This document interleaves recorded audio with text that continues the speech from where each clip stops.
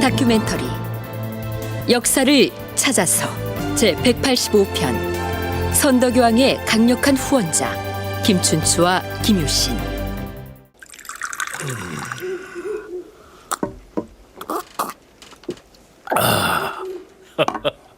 술맛 참 좋소이다. 옥에 갇혀서 죽을 날만 기다리고 있는 처지에 술잔을 그리 호쾌하게 기울이다니 그대는 예사로운 신라 사신이 아닌 모양이오. 기왕에 죽을 목숨이니 지금 내가 할 수 있는 일이 그대가 갖다 준 술을 기분 좋게 마시고 취하는 일 외에 무엇이 있겠소. 어찌됐든 이렇듯 옥에 갇혀있는 이국의 사신에게 술상을 차려주시다니 고맙소이다.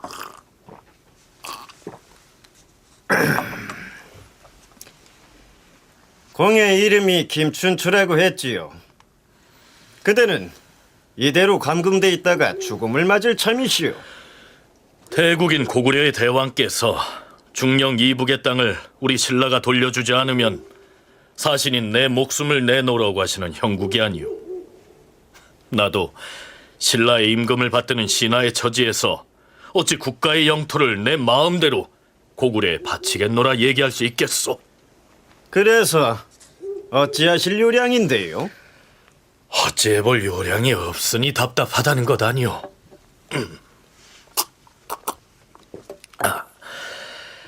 답답한 내 마음을 헤아려 그대가 여기에서 살아나갈 방법을 좀 알려주시겠소.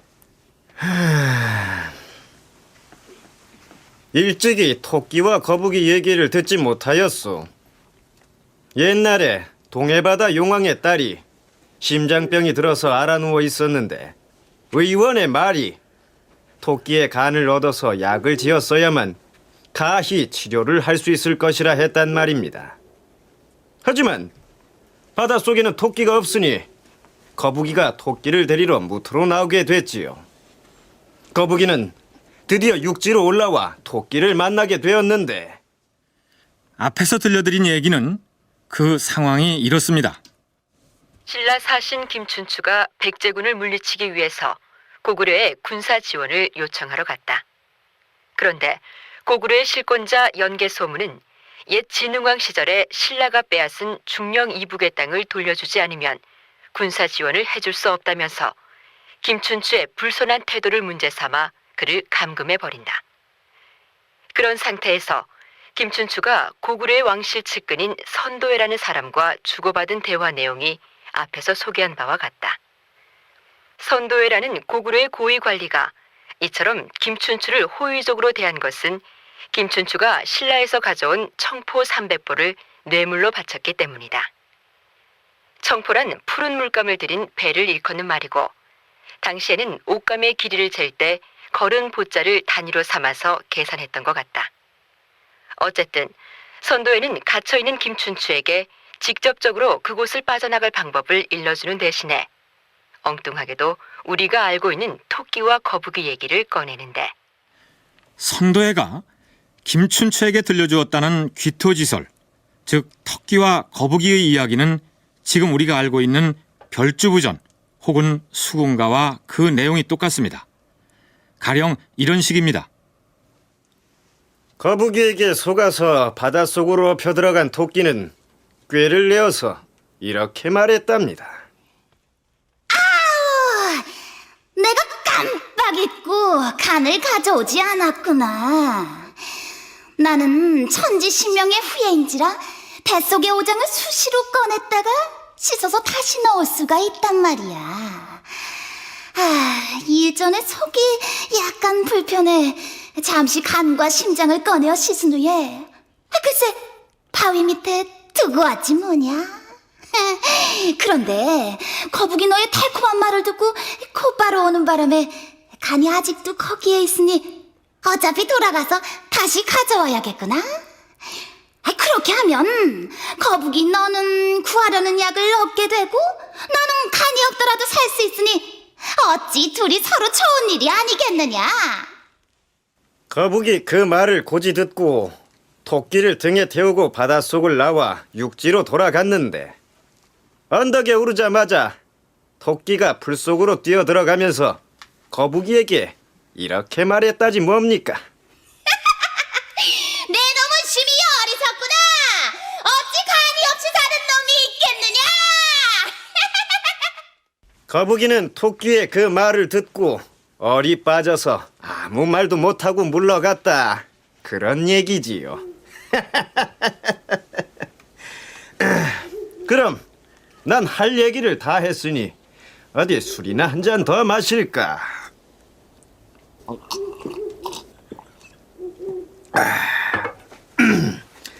그럼 난 이만 가보겠소. 지난 시간 말미에 얼핏 언급했습니다만 조선 후기의 소설과 판소리를 읽히고 불려진 별주부전 혹은 수군가는 그 연원이 바로 이 삼국사기 김춘추와 관련된 토끼와 거북이 이야기에서 비롯된 것으로 흔히 알려지고 있습니다. 그런데 허균 한국민예미술연구소장은 이 귀투서로의 연원을 이렇게 풀이합니다. 우리들에게 친숙한 토끼와 거북이 이야기 혹은 별주부전은 인도의 불전설화에 그 뿌리를 두고 있다. 불전설화라고 하는 것은 부처님의 본생담을 말하는 것으로 원앙본생, 악본생, 원본생의 세 가지가 있다. 이야기는 옛날 인도에서 교훈적인 우화로 전해오다 불교 경전에 수용되면서 종교적 의미를 가지게 되었다. 설화에 등장하는 동물은 원숭이와 악어인데 물에서 사는 악어의 아내가 원숭이 간을 먹고 싶어 한다는 것을 내용으로 한다. 본생담에 삽입된 고대 인도 설화가 불교 전파와 함께 중국에 들어와 한문으로 번역될 때 악어와 원숭이가 거북이와 원숭이 또는 용과 원숭이로 변하기도 했다. 그러나 설화가 지니는 불교적 의미는 같은 것이어서 설화 속의 원숭이는 부처님의 전신이며 악어는 악인인 제바 달다로서 악어가 원숭이 간을 탐내는 것처럼 제바 달다가 부처님을 해치려 한다는 내용으로 되어 있다. 중국에서 각색된 본생담이 우리나라에 전해지면서 주인공이 다시 토끼와 거북이로 변한 것이다. 이와 관련된 최초의 기록이 바로 삼국사기 열전편의 김유신전에 삽입된 귀토설화인 것이다. 그러니까 김춘추가 고구려를 방문했던 삼국시대 말엽 훨씬 이전부터 그 뿌리를 인도에 두고 있던 귀토설화가 민중 사이에 이미 널리 알려져 있었다는 얘기입니다. 그건 그렇고 그렇다면 선두회로부터 선문답 같은 토끼와 거북이 이야기를 전해들은 김춘추는 그 다음에 어떻게 행동했을까요? 간을 육지에 두고 왔다는 속임수를 써서 토끼가 바닷속 용궁으로부터 빠져나올 수 있었다 이 말인데, 그렇다면 나도 내 간을 신라에 두고 왔다고 해야 하지 않겠는가? 그래, 좋다. 망리지 연개소문에게 편지를 써서 전해야겠어. 뭐라고 쓴다. 옳지. 말씀하신 대로 중령 이북의 땅은 본래 대국인 고구려의 땅이 분명하옵니다. 소인이 귀국하여 우리 신라 대왕께 이를 고구려에 돌려주도록 말씀드리겠습니다. 제가 믿업지 않다면 저 태양을 두고 맹세하겠습니다. 이보게, 이 글을 망리지 나리께 갖다 드리게. 김춘추의 글을 받아 읽은 연개소문은 기뻐하며 글을 풀어준 것으로 기록되어 있습니다. 한편 그때 김유신은 우리는 지금 고구려에 부당하게 억류돼 있는 춘추공을 구하러 고구려 국경을 향해 진격할 것이다. 자, 가자!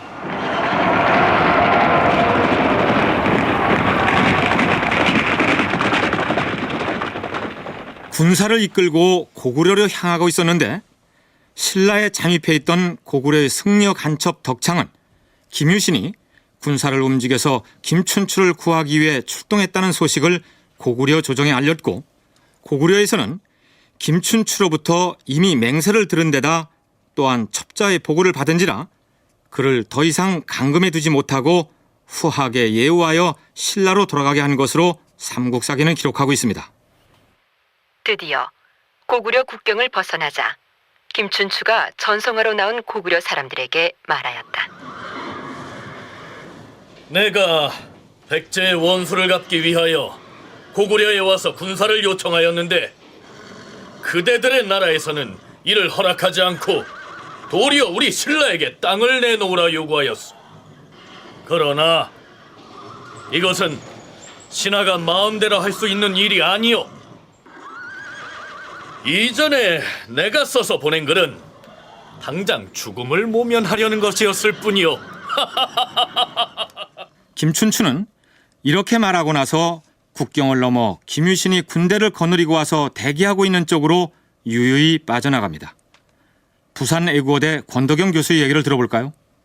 김춘추가 이렇게 무사히 탈출할 수 있었던 것도 이러한 김춘추 자신의 어떤 기지도 있었을 거고, 또 외부적으로는 김유신이라는 이 사람이 이끌고 오는 그 군사력에 대한 어떤 그러한 문제도 있었을 거고 해서 종합적으로 하나의 김유신 때문에 김춘추를 풀어줬을 수도 없고, 또 김춘추가 자기 힘으로만 가지고서 고구려를 무사히 빠져나갈 수도 없고, 아마 이 두 가지 사건이 종합적으로 작용을 해서 김춘추가 무사히 신라로 돌아오지 않았을까 생각합니다. 그런데 여기서 근본적인 문제 하나를 짚고 넘어가기로 하죠. 김춘추가 사신으로 떠날 때 김유신에게 자신이 마치 목숨을 걸고 사지에 들어가는 것처럼 결의를 표명한 데에서도 알 수 있듯이 신라와 고구려는 좋은 관계가 아니었습니다. 따라서 백제를 공격할 군사를 지원해달라는 신라의 군사청원이 고구려에 의해서 받아들여질 가능성이 희박한 수준을 넘어 거의 없었다는 것이죠. 그런데도 왜 김춘추는 고구려에 갔을까요? 동국대 윤선태 교수는 이렇게 분석합니다. 김춘추가 고구려에 청병한 것을 고지고대로 고구려 청병이라고 이해하는 사람들이 있습니다. 근데 실질적으로는 고구려 청병이라고 보기보다는 저 같은 경우에는 김춘추가 당에게 뭔가를 말하기 위해서 고구려에 갔다고 저는 그렇게 생각됩니다. 김춘추가 고구려에서 청병을 가능하다고 생각하지 않았다고 생각됩니다. 왜냐하면 고구려는 백제와 신라가 서로 격돌하고 있어야만 고구려의 남쪽이 편안해지고, 따라서 수나라와 당나라의 침입을 온전하게 막아낼 수 있다고 과거부터 생각하고 있었습니다. 그런데 만약 고구려가 신라와 손을 잡게 되면은 백제와 신라 사이의 관계는 신라 위주로 돌아가게 됩니다. 그래서 결국 고구려에게는 외교적으로 손실이 되는 거죠. 신라로서는 고구려보다는 당나라의 지원을 받는 것이 궁극적인 목표였다. 따라서 김춘추가 고구려로부터 이렇듯 적대적인 대접을 받는 모습을 당나라에 보여줌으로써 고구려와의 전쟁을 앞두고 있는 당나라와 보다 가까워질 수 있는 외교적 환경을 조성하는 데 성공한 것이다. 이런 분석입니다. 그렇다면 신라가 앞으로 당나라에 어떤 외교적 행보를 보이는지를 살펴볼 필요가 있는데요. 이 부분은 조금 뒤에서 다루기로 하죠. 앞에서 김춘추가 고구려의 사신으로 갔다가 고구려의 실력자 연개소문에 의해서 구금되었고, 김유신은 위기에 처한 그를 구출하기 위해서 군사를 이끌고 고구려와의 국경지대를 향해 올라간 것으로 되어 있습니다. 여기서 좀 엉뚱하긴 합니다만 신라의 김유신과 당시 고구려의 실력자였던 연개소문이 어떤 관계였을까를 생각해 보기로 할까요? 김춘추가 고구려를 빠져나와 신라로 넘어올 때 고구려의 왕을 대신하고 있던 연개소문이 일개 사신이었던 김춘추를 배웅했을 리가 없기 때문에 국경지대에 대기하고 있던 김유신과 연개소문이 만났을 가능성은 전무합니다. 그렇다면 그 이전에라도 김유신과 연개소문은 만난 적이 있을까요?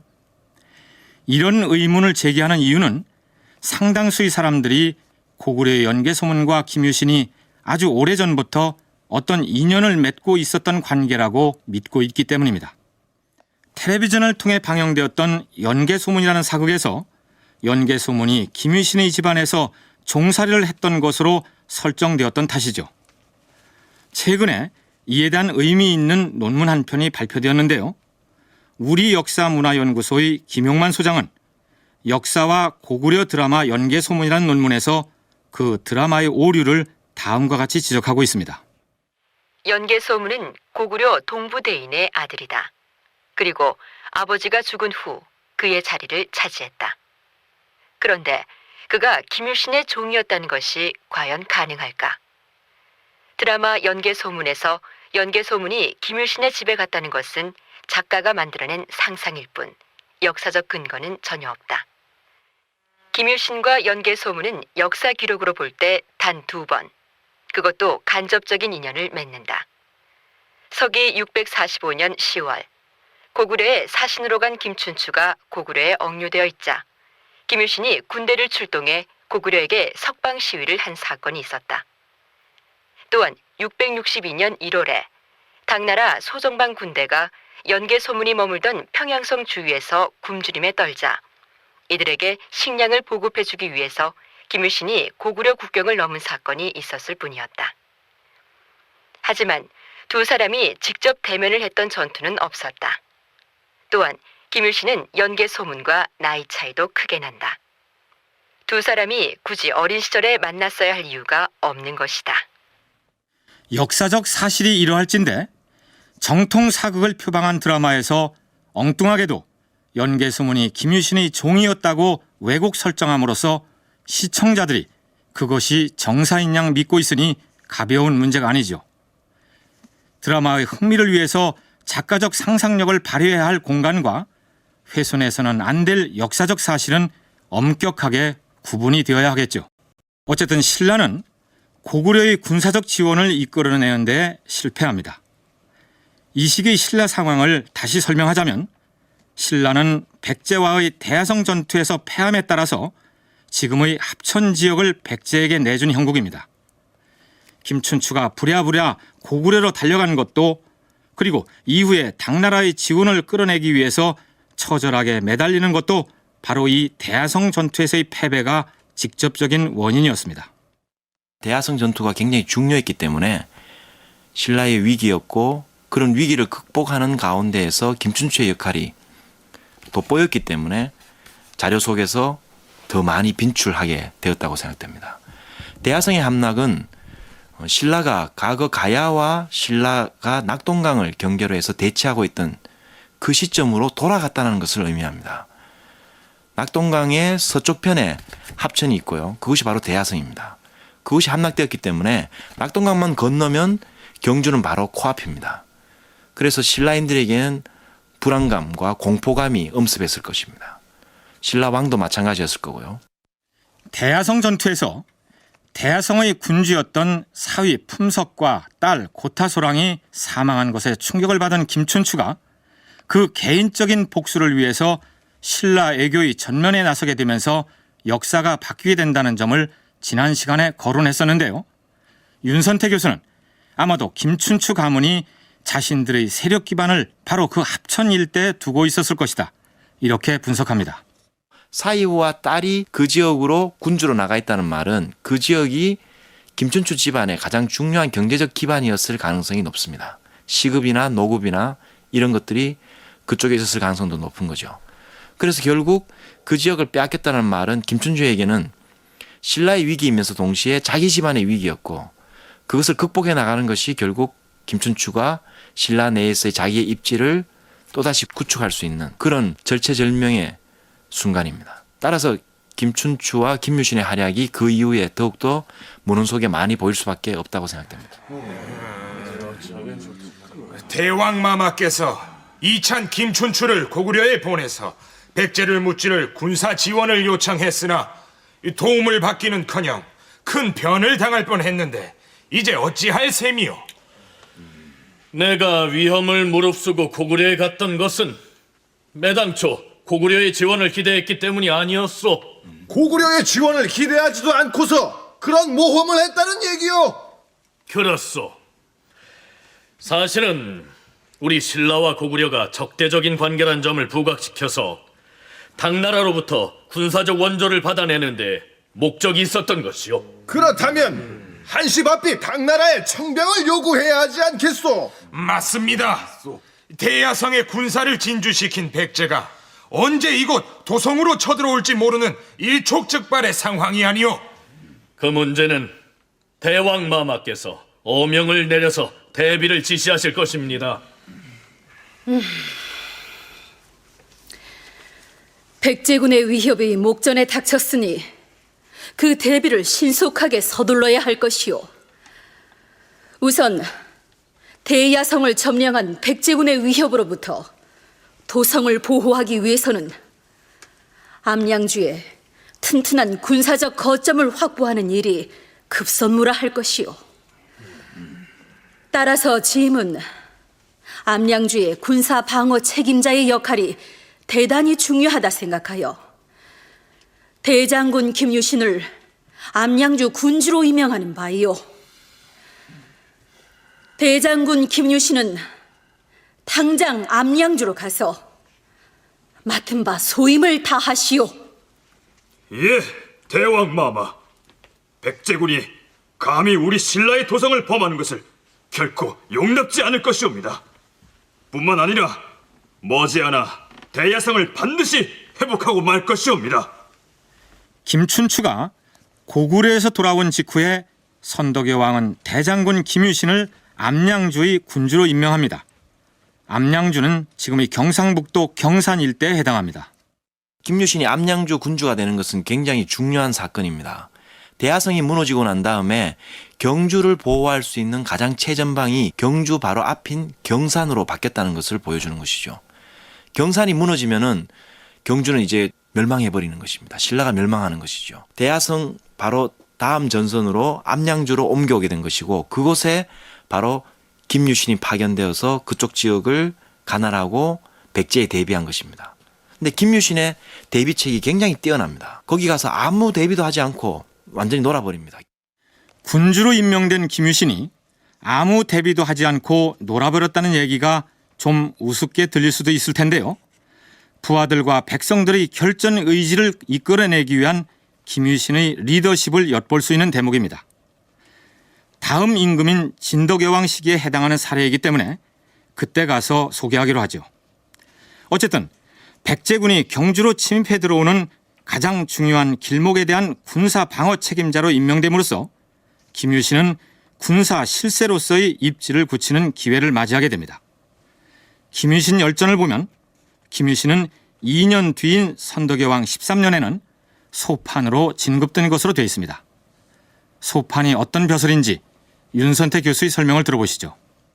소판은 신라 간등 중에서 잡간, 잡찬이라고 불려지는 것의 이표기입니다. 그러니까 이 원래 잡간이 잡한인데요. 그 잡자가 원래 삽으로도 발음이 납니다. 그래서 삽한이 되는데 비읍이 히읗하고 부딪히면 판이 되죠. 그래서 소판하고 삽판, 아래하 동그라미 있는 모음 있죠. 그 모음이 되면은 소판하고 잡간, 삽간이 같은 어원이 됩니다. 그래서 신라 간등 세 번째의 간등의 이표기라고 할 수 있습니다.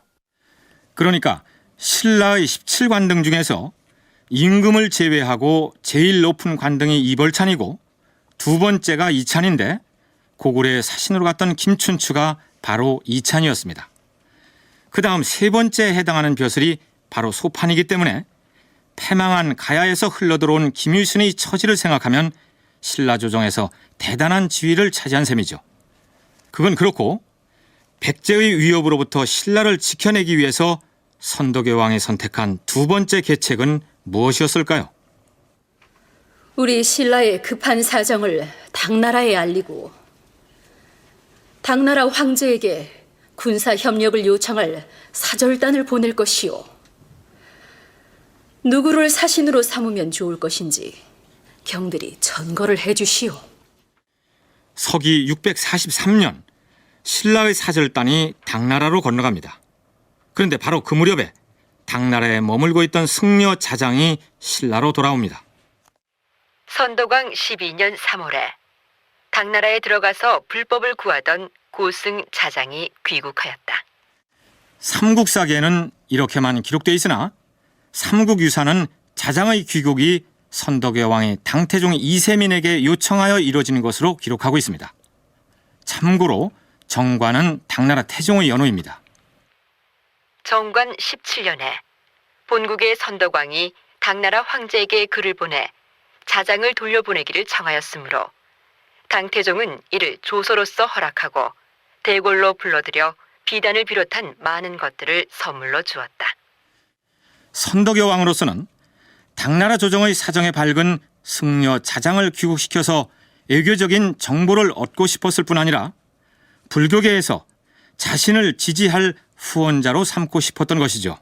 자, 이제 신라 사신이 당나라에 가서 어떤 일을 겪게 되는지 살펴보기로 할까요? 중국 역사서인 구당서 신라전에는 다음과 같이 간략하게 기록되어 있습니다.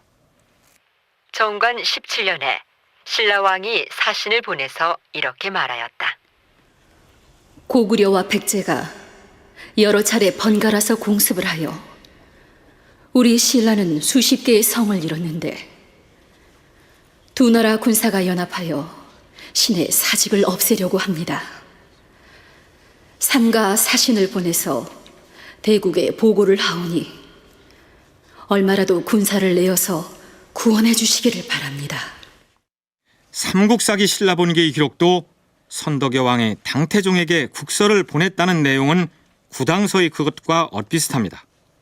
그런데 그런 요청을 들은 당태종이 신라 사신에게 했다는 질문은 당서에는 나와 있지 않고 신라본기에만 실려 있습니다.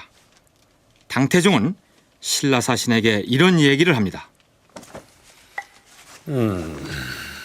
그대가 가지고 온 신라 국왕의 서찰을 잘 읽었다.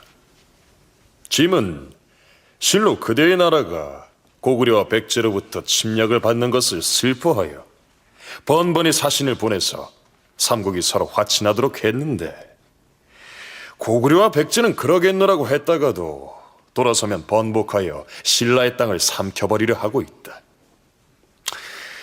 짐이 그대에게 묻겠노라.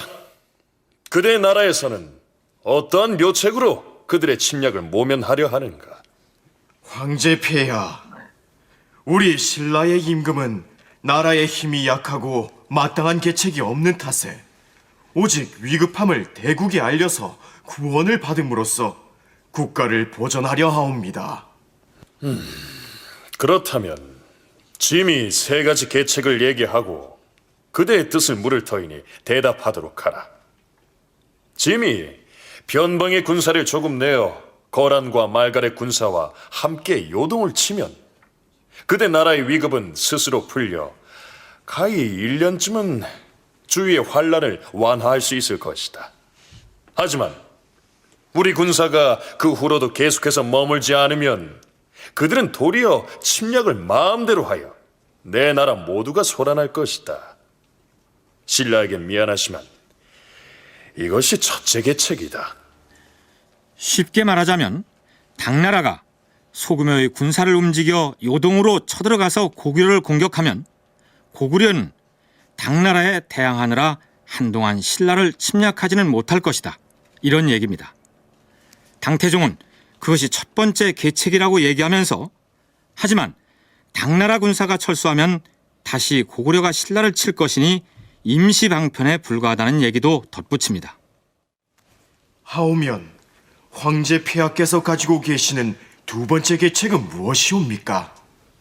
그대들이 신라로 돌아갈 때 짐이 수천 개의 깃발을 줄 것이다. 당나라 깃발 수천 개를 가져다가 어찌하라는 말씀이옵니까? 고구려와 백제의 군사가 쳐들어오더라도 우리 당나라 군사의 깃발만 세워놓고 있으면은 그들은 그것을 보고 우리 당나라 군사가 온 줄 알고 두려워서 지레 도망을 칠 것이다. 이것이 바로 두 번째 계책이니라.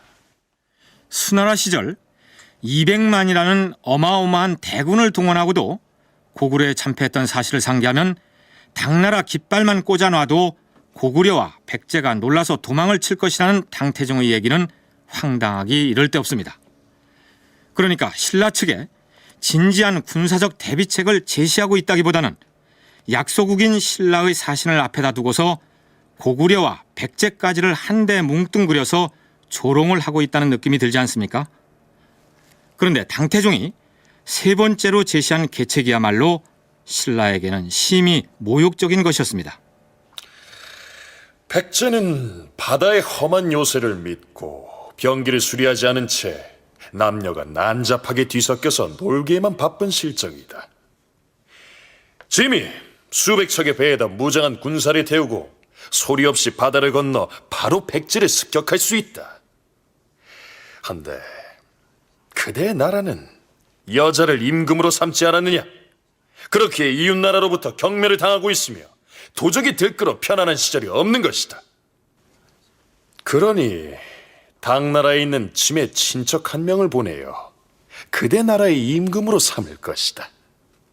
그러나 그가 혼자 임금 노릇을 할 수는 없을 것이므로 당연히 군사를 파견해 보호하다가 그대의 나라가 안정되면 스스로 나라를 지키도록 할 것이다. 이것이 세 번째 계책이다. 그대는 장차 어느 계책을 따르겠는지 대답하라. 예, 황제 폐하.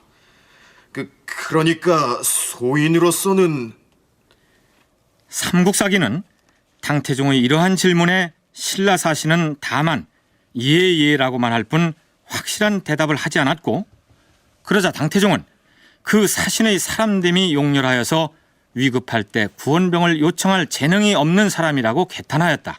이렇게 적고 있습니다.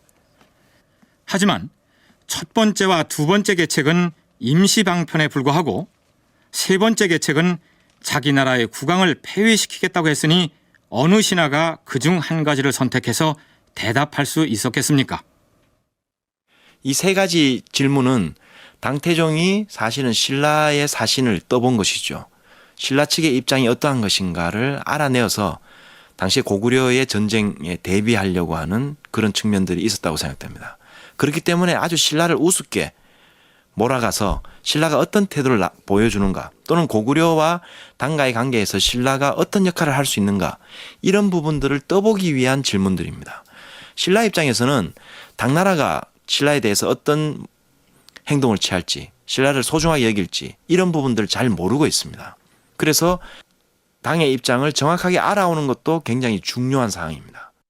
윤선태 교수의 견해에 따르자면 신라에서 사신을 파견하여 구원병을 요청할 때 당나라가 어떻게 나오는지 그 태도를 살피는 데 목적이 있었고, 당태종 이세민 역시 신라의 반응을 떠보기 위해서 사신에게 그런 질문을 했을 것이다.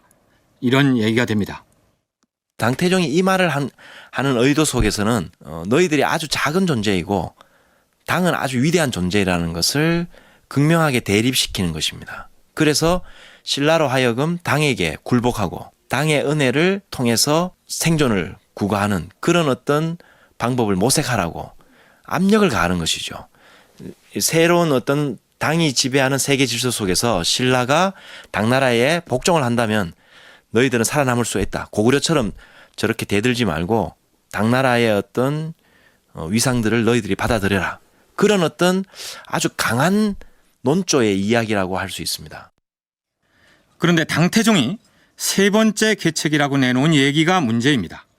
한마디로 너희 나라는 여자가 임금 자리에 있어서 나라가 그 모양이니 그 여왕을 몰아내고 당나라 황제의 친척 한 사람을 보낼 것이니 그를 왕으로 받들어 모셔라. 이런 내용입니다.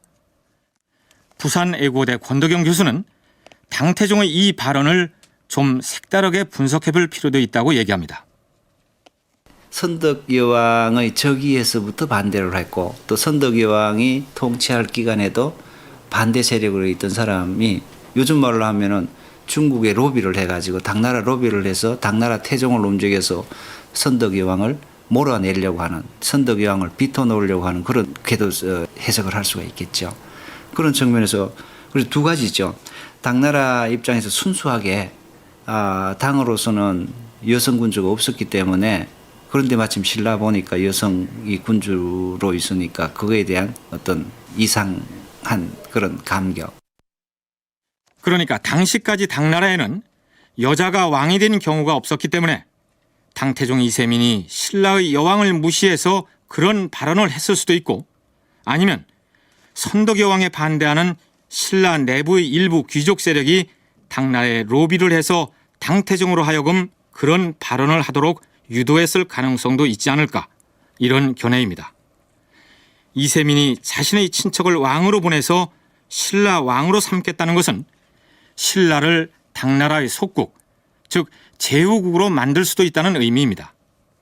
그렇다면 고구려나 백제에게는 그런 발언을 하지 않았던 당나라가 왜 유독 신라를 향해서만 그런 얘기를 했을까요? 단순히 여자가 왕이어서 그랬을까요? 동국대 윤선태 교수의 설명을 들어보시죠. 고구려와 백제는 그 이전에 남북조 시대에 이미 중심국가의 면모들을 자기들이 가지고 있었습니다. 그래서 수당의 교체의 과정에서 고구려와 백제는 제대로 적응하기가 어려웠습니다. 또 고구려가 갖고 있던 권위라든지 중심국가로서의 면모를 인정해주지 않기 때문에 백제도 마찬가지입니다. 백제는 국가는 작지만 국가 체제 부분들은 사실은 중심국가의 면모들을 갖고 있었습니다. 그러니까 당의 입장에서는 그런 작은 국가들이, 자기가 보기에는 작은 국가들이 당나라와 똑같은 행동을 하려고 하니까 그렇게 행동하는가 안 하는가를 떠보려고 하는 거죠. 신라도 당시에 연호를 사용하고 있었습니다. 독자적인 어떤 그런 풍모들을 가지고 있었기 때문에 그런 것들을 버릴 수 있는가? 내가 지금 너희들을 모욕하는데 너희들이 어떤 반응을 보이는가? 고구려나 백제의 경우 이전부터 독립적인 중심국가 체제를 갖추고 있었고 신라 역시 그러했으나 상대적으로 신라는 세력이 약해서 당나라의 도움을 청하러 온 처지니 이제 당나라를 중심국가로 한 질서 속에 신라가 들어올 수 있는지를 타진하기 위해서 그처럼 모욕적인 말을 했을 것이다. 이런 얘기죠. 당나라에 갔던 사신이 돌아왔습니다. 물론 당태종으로부터 들은 이 이야기를 세세히 보고했겠죠. 추측이긴 합니다만 당나라에 갔던 사신의 보고를 받은 신라 조정에서는 한바탕 소란이 있었을 것으로 보입니다. 백제와 고구려로부터 협공을 당하고 있는 처지에서 우리 신라가 선택할 수 있는 방안이 많지 않습니다. 당나라의 요구를 받아들여야 할 것입니다. 그 무슨 소리요? 나라를 당나라에 갖다 바치잔 말씀이요? 그런 얘기가 아니지 않소. 당나라는 지금 우리 신라가 기댈 수 있는 유일한 나라요. 헌데 그 당나라의 임금이 뭐라고 했습니까? 우리 신라가 여자를 왕으로 받들고 있는 점을 문제 삼고 있지 않습니까? 맞습니다. 우리 신라가 지금 위기를 겪고 있는 원인의 절반은 여왕을 모시고 있기 때문입니다. 말씀을 삼가시오! 도대체 공들은 어느 나라의 신하들이요? 우리 모두 대왕마마의 신하들입니다. 당나라 황제가 우리 임금을 폄하하는 발언을 했다면 그렇게 하지 못하도록 외교적 노력을 기울여서 설득을 해야지.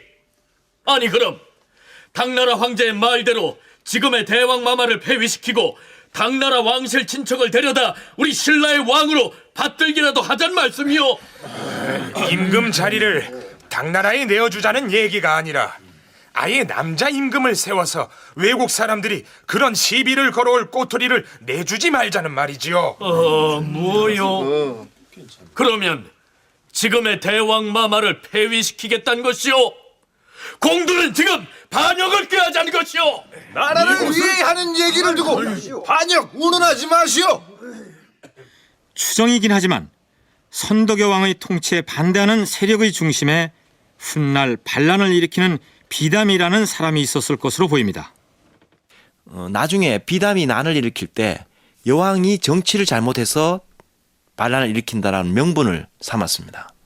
근데 그 이야기가 어디서 나왔냐면 바로 당태종의 질문 속에 있습니다. 너희들은 여왕이 다스려서 이건 나라 꼴이 말이 아니다라고 이야기를 한 것이죠.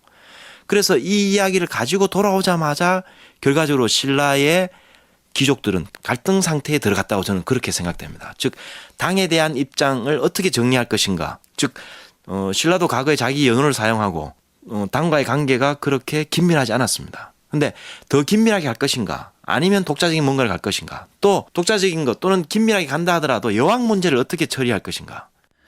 이런 논란이 어떻게 정리되었는지는 알 길이 없으나 분명한 것은 선덕여 왕이 세상을 떠날 때까지 여왕의 통치를 반대하는 세력이 신라 조정에 만만치 않게 존재하고 있었다는 사실입니다. 그렇다면 그 사이에 당나라의 태도에 어떤 변화가 있었을까요? 서기 644년에 당나라와 고구려가 신라를 사이에 두고 벌였던 애교 논쟁은 삼국사기 신라 본기와 고구려 본기 그리고 구 당서에 모두 올라 있는데 고구려 본기의 내용을 간추려 소개하면 이렇습니다. 당나라 태종은 이현장에게 국서를 주어 고구려의 사신으로 보내 보장왕에게 말했다. 신라는 우리 당나라를 섬기고 조공을 받들이지 않소. 그러니 고구려는 백제와 더불어 마땅히 병장기를 거두어야 할 것이요. 만약 또다시 신라를 침공한다면 내년엔 군사를 내어 그대의 나라를 칠 것이요. 그러나 당나라 사신 이현장이 고구려 지경으로 들어왔을 때 연개소문은 이미 군사를 거느리고 신라를 공격하여 2개의 성을 격파하고 있었다. 보장왕이 사람을 보내 연개소문의 신라 공격을 중단하게 하고 귀환하도록 지시하였다. 연개소문이 돌아오자 당나라 사신 이현장이 그에게 말했다. 신라를 침공하지 말라는 것이 우리 당나라 황제 폐하의 명이요. 우리는 신라와 원한으로 틈이 벌어진 지 오래다. 지난날 수나라 군사가 우리 고구려에 침입하였을 때 신라는 그 기회를 틈타서 우리 땅 500리를 침략하여 그 성읍을 지금도 점령하고 있다. 그들이 이 땅을 돌려주지 않으면 전쟁은 그치지 않을 것이다. 이미 지나간 일을 문제 삼아 무엇하겠소? 지금 고구려가 차지하고 있는 요동의 여러 성은 본래 중국의 군현이었는데 중국에서는 이를 말하지 않았는데 고구려는 어찌하여 옛 땅을 꼭 찾고자 하는 것이오? 연개소문은 당나라 사신의 말을 듣지 않았다. 중국은 스스로 천하의 주인이라고 생각을 하거든요. 그리고 천하에 분란이 있으면 스스로가 조정자라고 생각을 합니다. 그래서 스스로 주위에 싸우는 집단들을 정리를 해야만 그 다음에 각 나라에서 자기들에게 조공을 바치고 또 천자로서 대우를 해주기 때문에 스스로 조정자라고 생각하는 그런 중화의식에 의해서 너희들 싸우지 마라 하는 정도지, 이게 뭐 신라와 당나라가 군사동맹을 맺어서 고구려를 대비를 했다, 또 위협을 했다라고 하기는 아직까지는 때가 이르고요. 당나라는 자신이 천하의 중심이라는 중화의식을 가지고 있어서 주변의 나라들이 갈등 관계를 보일 때 스스로 조정자 역할을 하겠다고 나서왔는데, 이 경우도 그런 사례 중의 하나일 뿐 특별한 의미는 아니라는 것이 권덕영 교수의 분석인데, 윤선태 교수의 얘기는 좀 다릅니다. 고구려 백제 신라 사이의 문제에 대해서 중국의 중심 국가가 간섭을 한, 남북조 시대에는 간섭한 사례가 없습니다. 실질적으로 고구려와 백제가 싸울 때도 백제가 도와달라고 요청을 했지만 북위에서 아무런 도움을 주지 않았습니다. 그것은 고구려의 위상을 인정해 준 것이죠. 그런데 이제는 완전 바뀌어져 있습니다. 당태종이 고구려가 신라를 공격하는 것에 대해서 간섭을 하는 거죠.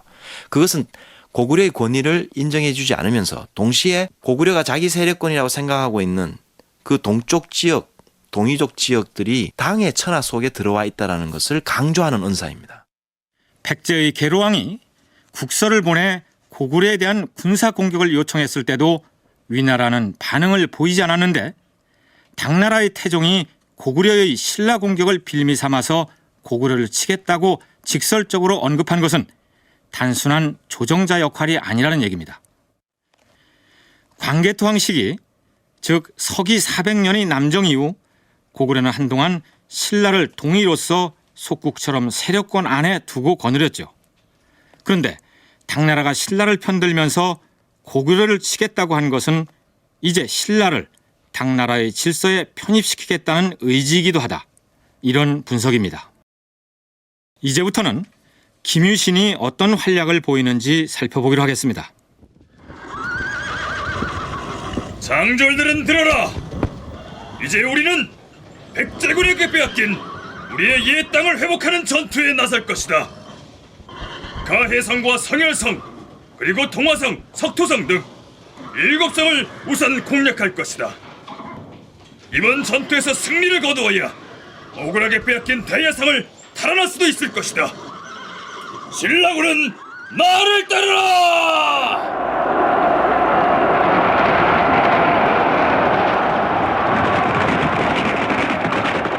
암양주 군주로 있던 김유신은 선도강 13년에 소판이 되었다.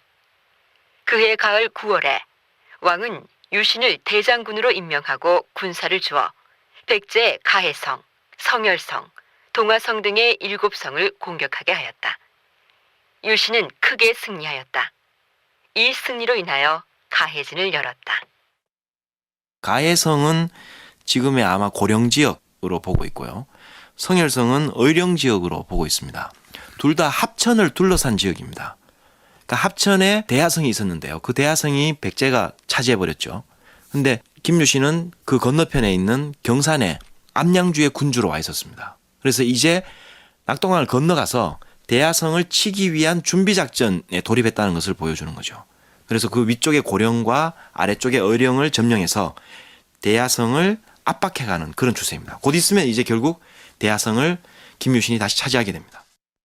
그러니까 신라가 가야를 멸망시키면서 병합했던 땅들을 백제에게 빼앗겼다가 다시 회복해가는 과정이라고 보면 되겠죠.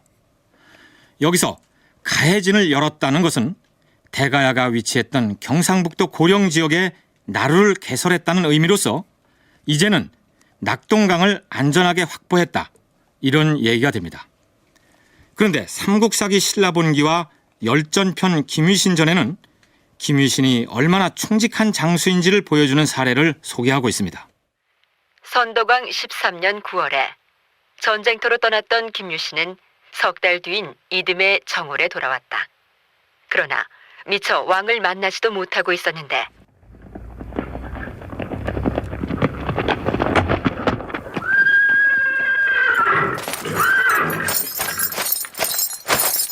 장군! 무슨 일인가? 지금 백제가 대군을 동원해서 우리 신라의 매리포성을 공격한다는 소식을 접하시고 대왕 마마께서 장군께 급히 전하라 하여 달려왔습니다. 여기 직서를 가지고 왔습니다. 어디 보자. 알겠다. 이 길로 메리포성으로 가서 백제군을 무찌를 것이다.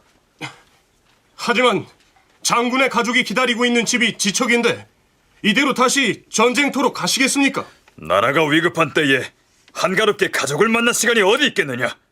자, 가자.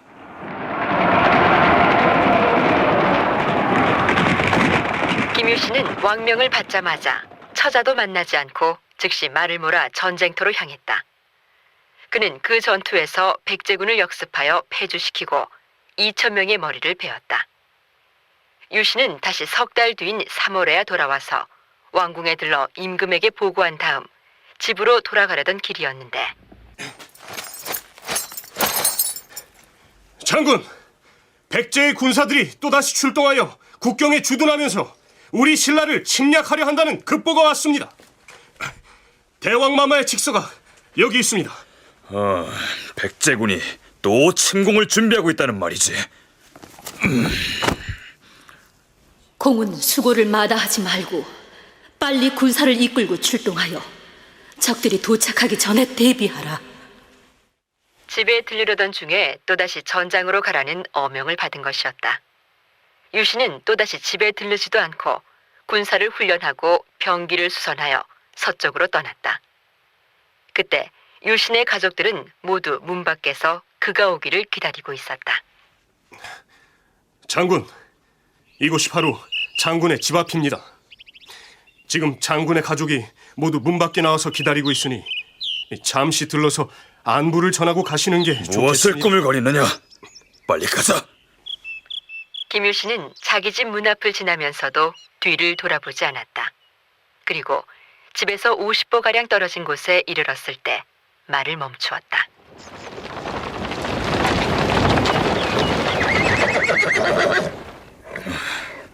너는 지금 우리 집에 가서 물 한 바가지만 달라 해서 가져오너라.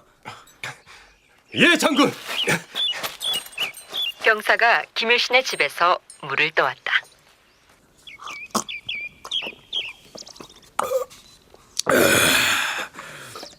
우리 집의 물맛이 아직도 변함없이 옛맛 그대로구나. 됐다. 출발하라.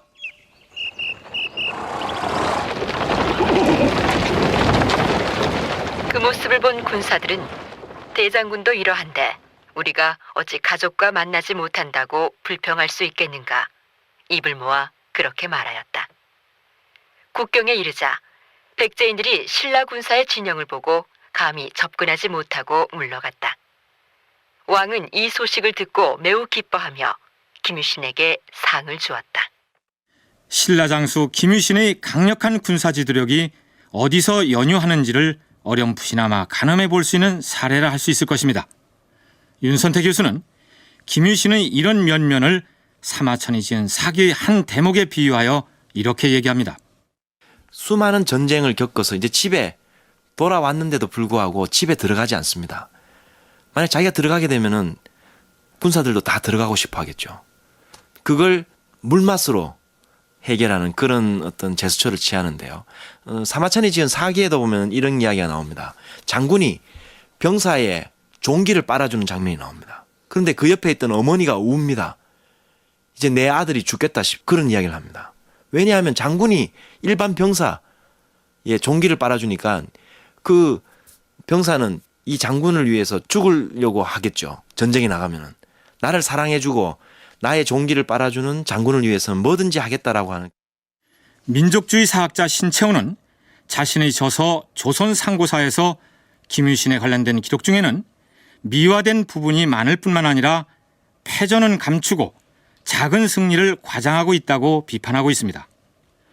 그런 부분은 나중에 별도로 짚어보더라도 기록을 그대로 믿기로 한다면 김유신은 솔선수범의 리더십으로 병사들에게 공동 운명체라는 인식을 심어주어서 부하들의 절대적 충성심을 이끌어낸 탁월한 장수였습니다.